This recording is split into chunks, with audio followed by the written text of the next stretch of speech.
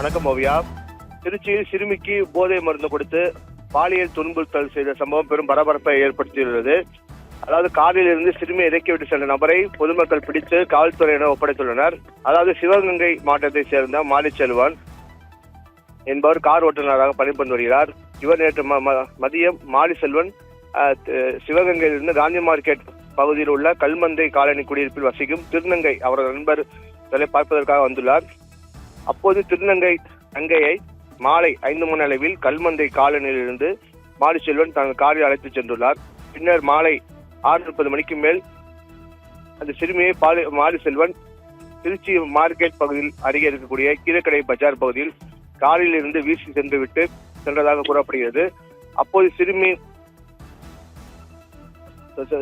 போதை தலைக்கிற நிலையில் சுயநினைவின்றி கீழே விழுந்து கிடந்துள்ளார்.